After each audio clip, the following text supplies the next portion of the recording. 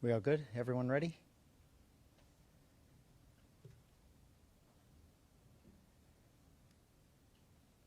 Good afternoon.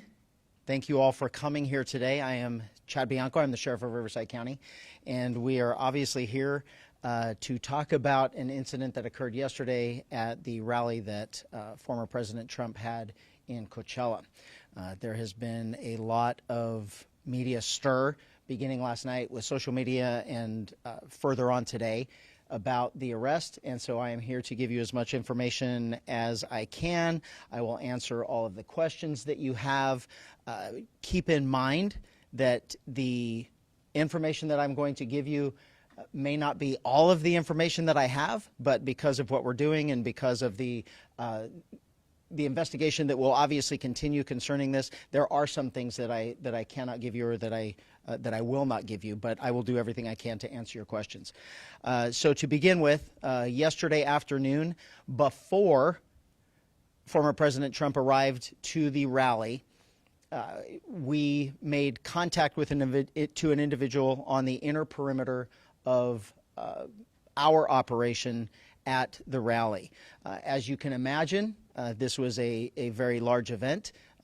In regard to previous attempts on the former president's life, this was not something that we were taking lightly. We had a very detailed plan in place on how we were going to keep not only the former president safe, but all of the participants or the attendees of the rally safe. So in general terms, I will tell you that we had a larger outside perimeter and then an inside perimeter that was completely controlled by us, by Riverside County Sheriff's deputies, and both of them served different purposes. We did not keep residents from their homes. We did not keep people that were traveling through the area from going through if they had a legitimate reason to go through. So the outside perimeter was basically to allow people in that we thought belonged there. The inside perimeter was to make sure people were proceeding in the right direction. The way it worked yesterday is only people that were allowed inside the perimeter, the outside perimeter, in a vehicle was if you lived there or if you had documentation that said you were going to this rally in the form of an email with VIP credentials or press credentials. Those vehicles were allowed in. There were no other vehicles allowed.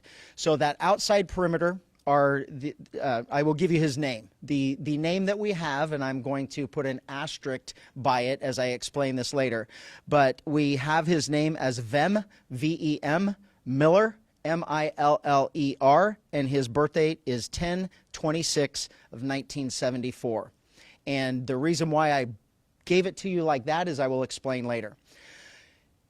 He approached the outside perimeter, gave all indications that he belonged there, that he was a participant that was allowed to get into VIP and to and a press corps, and so he was allowed through that outer perimeter. As he got to the inside perimeter, where deputies were conducting obviously a more thorough evaluation of the vehicles that were coming in, there were many irregularities that popped up. The deputy noticed that the interior of the vehicle was in quite disarray. The vehicle had an obviously fake license plate, and that prompted further investigation from our deputy into why the person was there and what he was doing.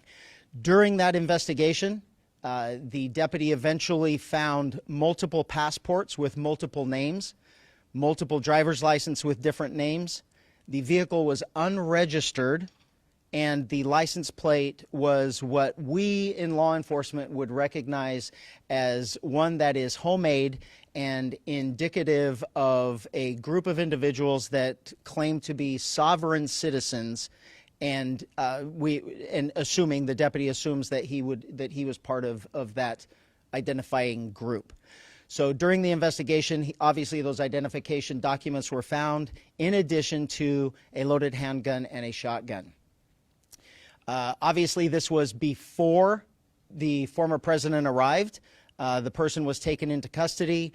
He was eventually booked into jail on those charges, and eventually he was released.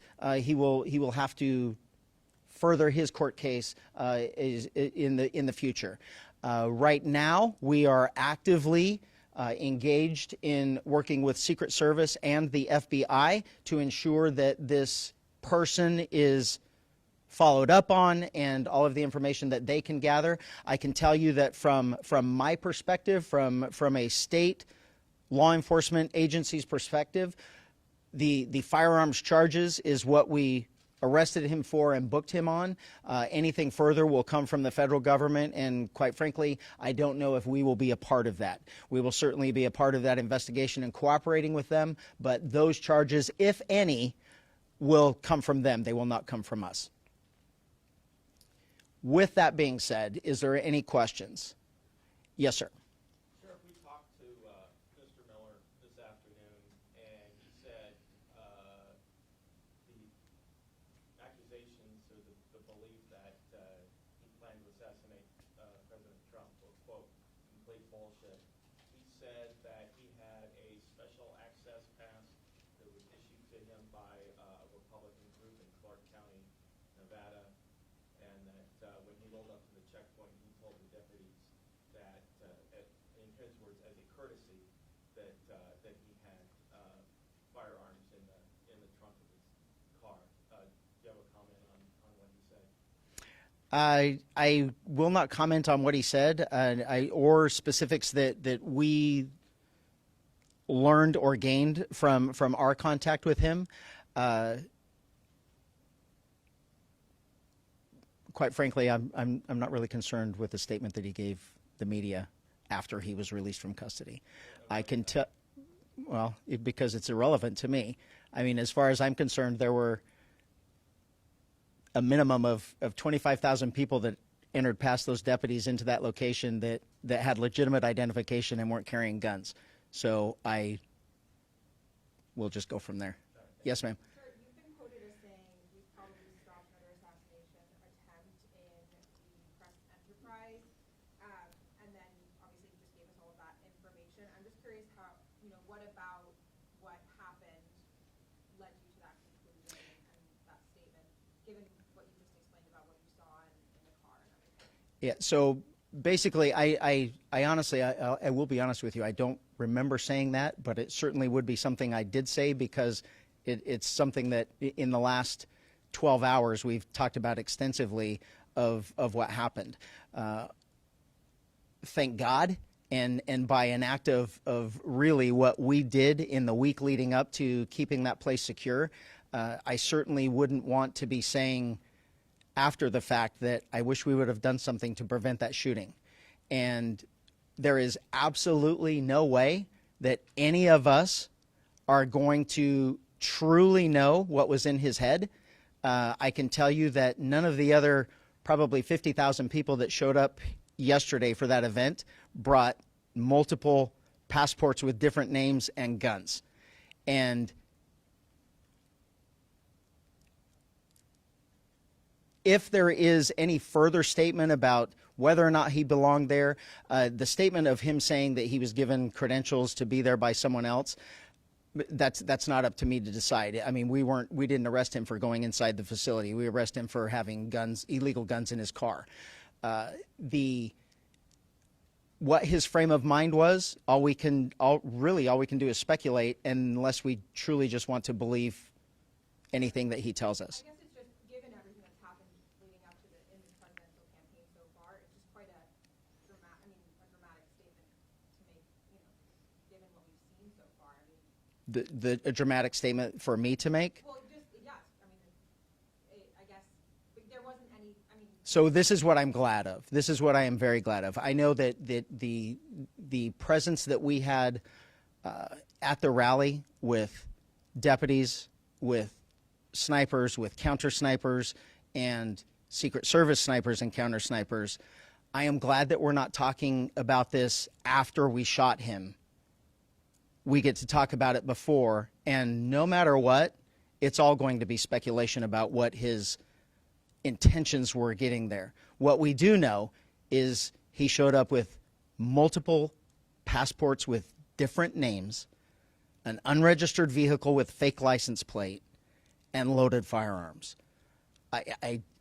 If you're asking me right now, I probably did have deputies that prevented the third assassination attempt. If we are that politically lost, that we have lost sight of common sense and reality and reason, that we can't say that, holy crap, what did he show up with all of that stuff for and loaded guns, and I'm going to be accused of being dramatic. We have a serious, serious problem in this country, because this is common sense and reason. I saw some of you there yesterday. You didn't have guns and fake IDs. I don't know how else to explain it. Sheriff, you were talking about the two perimeters and how, the one checkpoint and the inner one. I'm just curious, did he have the proper credentials to get past those? Did that check out? It was just what was in the car that was the red flag, but the credentials perhaps checked out with the deputies to get that access. So if you went there, the credentials are come out at the very last minute, and they are very, very vague. So there's actually 3 different points of contact and entry. We had an outer perimeter, an inner perimeter, and then you still have to go through Secret Service metal detectors and final big screening to actually get inside the facility. And that is where they would verify whether those were real. And to be honest with you, that thing that you have on your phone, it's all whether or not they have you on a list. It's not just showing up with a piece of paper and saying, I'm in. It's whether or not you really did apply through that website to get in. Secret Service does an extremely good job of trying to pre-vet people that are trying to get those tickets to get inside the. And I'm sure this is probably part of the investigation, but did he say why he had all these passports to do deputies what all this was? No. And then one thing about I will confirm, just because it was said of what him saying that someone else gave him a pass. Well, you don't get to give away passes to go to a rally of a former president or even the vice president going to her rallies. We don't get to share those things. I can't share it with my spouse, let alone with friends. So all of those things are red flags for us going in. None of those things made sense. So it wasn't that we could verify individual documents that we had, because there really isn't those things. And that would have been done at the final checkpoint going through that is completely run by Secret Service. Sheriff, can you confirm that this suspect here, I know you all are currently investigating him, looking into his past. He's a member of the Republican Party and previously ran for state assembly in Nevada. Second part of the question, have you heard from the Trump campaign, Secret Service, in response to the actions that your deputies took? I'll take the last one first. It was we certainly are still in contact with Secret Service and the FBI, because this is obviously something that occurred that we'll be continuing to go till we get to the bottom of it, until there's a resolution to the entire thing. The second thing and the second and third thing, I knew this was going to happen. I couldn't care less what political party he belongs to. I honestly, I think that's the stupidest thing in the world, that we have to label something and we're labeling this as politics. He was a lunatic. He was, and from my perspective in law enforcement, it's that group, if in fact it turns out that he is part of the sovereign citizens group, they are certainly considered a far-right group. I wouldn't, in my own personal belief, I wouldn't say it's a militant group. It's just a group that doesn't believe in government and government control. They don't believe that the government and laws apply to them. So I think it's fringe one way or the other. I couldn't care less. It's people trying to do harm, and thank God we prevented it. Can I ask one other just clarifying question? Yes. The car, was every single car that was entering the space, and I apologize if I wasn't there, so I wasn't sure about the setup, but was every single car checked? This was the only car that drew attention yesterday. Is that accurate? Well, I'm sure there were multiple cars that drew attention, but and every single vehicle that made it into the actual event, every single vehicle was checked. He did not make it into the event. He made it to our interior perimeter that was maybe 100, 200 yards away from the actual interior perimeter. So he didn't get to the point where Secret Service would find him. We identified him, detained him, and eventually arrested him before he got to the actual event entrance. And that was about 100 to 200 yards before the entrance? Please don't quote me on that, but yes. I mean, I think it's roughly, as I'm trying to imagine the entrance and where he was, I think it's about a quarter of a mile, 250 yards maybe. I'm not 100% sure. President Trump mentioned you and your family there during the rally. How close were you sitting to him, and who other, you don't have to name them by name, but did you have other family members with you? I did have my family members there, and we were lucky enough and gracious enough to have VIP seating, so we were relatively close. About how far were you from him? How far away was I from him? Right. 40 yards.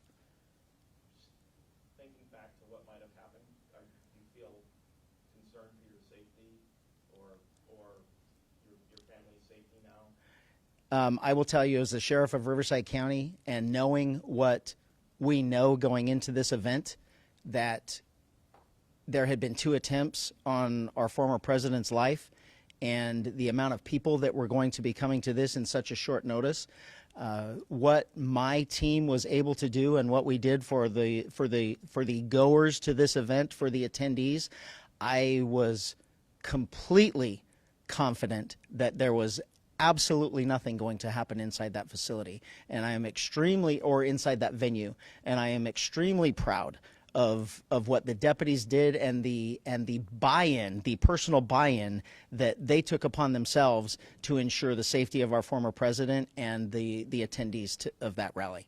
I was not concerned for myself at any point.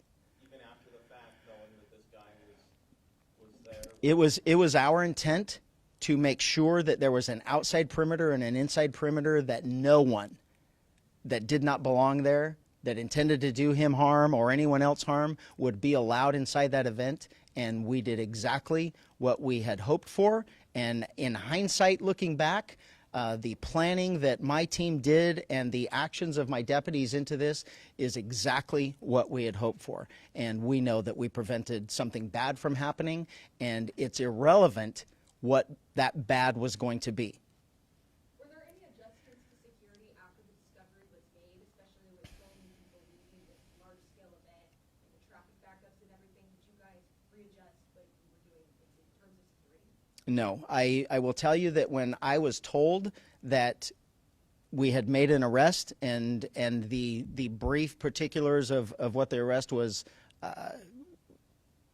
what it involved, my first thought was, we did everything right.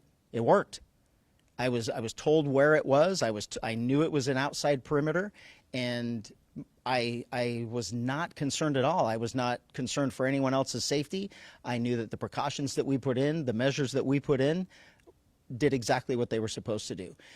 The other part of your question, the aftermath, the people leaving, I cannot tell you. I've been told way too many times today and in the middle of the night that it didn't go very smoothly.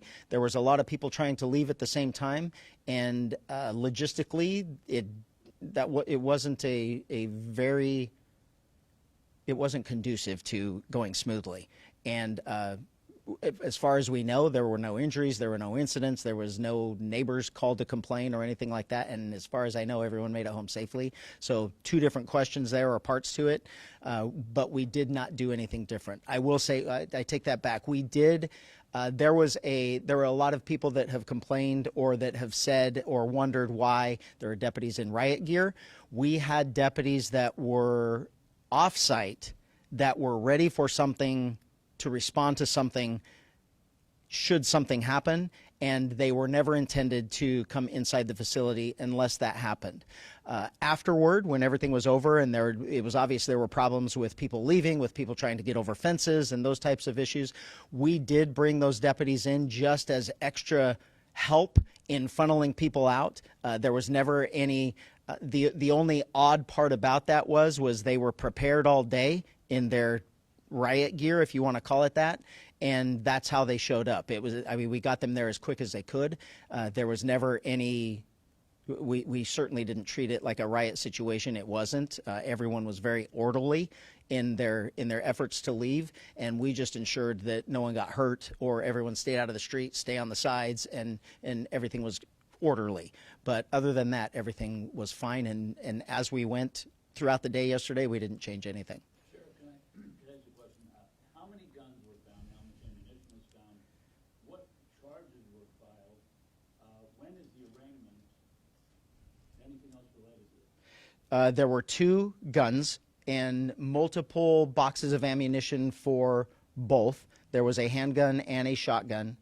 And he was cited for the gun. They were unregistered firearms, so he was cited for the unregistered loaded firearms in a vehicle, and he was those are state crimes, and he was released on those crimes. He was booked into jail and released with a promise to appear at a future date in court. And I'm sorry, I don't know what that date is.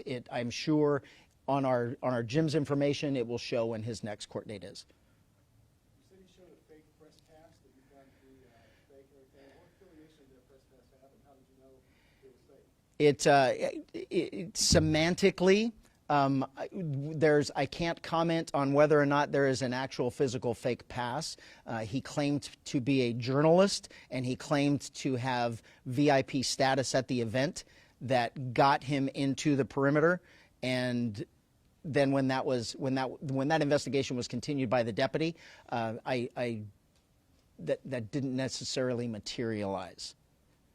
So other than his words of saying he was a journalist and that he was there as a media, I can't tell you that that he gave us a document that said I'm the media, and we said that was fake. Were you able to verify that Instagram account that I mentioned to you that's his? As of yet, I have not. I know they're working on it, and someone may have tried to tell me, but I didn't bring my phone, and that's how they would have notified me. I know we're actively trying to track that down, as well as Secret Service and the FBI. But And so who's investigating now? our investigation is relatively done. The continuation will be a cooperation between us, the Secret Service, and the FBI. More than likely, federal charges like that would be headed by the FBI. I can't say that for sure, but it's a combination of all three. And I will say the working relationship and the effort that we all, the federal agencies and the sheriff's office, put into this going in was seamless. The communication is great. I have no complaints, and it's certainly, by me telling you it's someone else's investigation, that's just the nature of a federal crime. If they are ever able to prove that it was assassination attempt, and I'm not saying they're going to be able to, but anything like that would be federal. The state crimes are the weapons charges that we arrested him for. Somebody posted on social media that both you and he were apparently coincidentally at a premiere of a movie, Line in the Sand, some title like that. You don't know this guy, do you? You've never met him or anything. No, I do not. I have absolutely no idea. When you originally stated his name, you said it was Vanasco. So yes, and maybe I just didn't emphasize that enough at the end. So the name that he has given us is Vem Miller. That's what he was booked under. But he had multiple passports and IDs with different names.